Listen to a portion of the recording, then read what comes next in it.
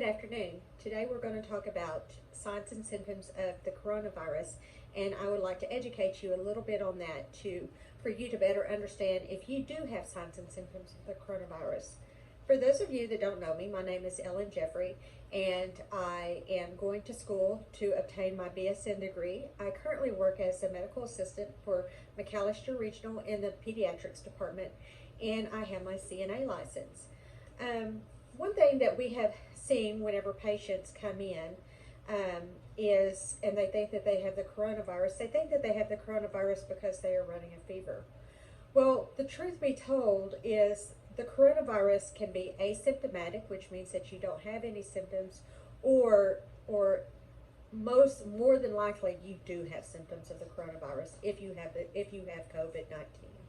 And today, there are some symptoms that mean more than other symptoms, and so I'm going to educate you on them. And the first symptom that we look at whenever we bring a patient back and they think that they may have COVID-19 is the very first thing that we do is we check their vital signs. So when we check their vital signs, the first thing we look at is that patient running a fever? If they are running a fever over 100.5 and they've had a fever for quite some time, then we look at other aspects, because just because somebody has a fever doesn't mean that they have coronavirus. A fever can mean many different things, such as the flu. It means infection. A fever is a sign of infection, so it doesn't mean that you had the coronavirus. The next thing we'll do is we'll check your blood pressure, and then we'll get your O2 set. Your O2 set tells your oxygen in your blood, and it tells if you have enough air in your blood, or do you have enough oxygen. Another sign that we look at is, do they have bluing around the lips? And that could be that you have low O2 set. If you have bluing in the lips, if you're pale, if your feet are cold, hands are cold, that's a sign.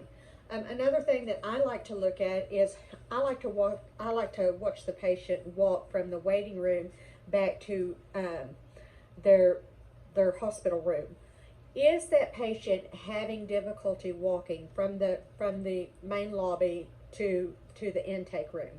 Are they struggling for air? Are they having difficulty breathing? Is their breathing sounding like that is a sign. Another sign, and one of the most important signs that we look at, is, has that patient lost their taste or smell? The taste or smell is a biggie, and can that patient taste their chips and guacamole that they eaten? Are they able to smell a candle burning? Is the food smelling bland? Can they smell anything in the air?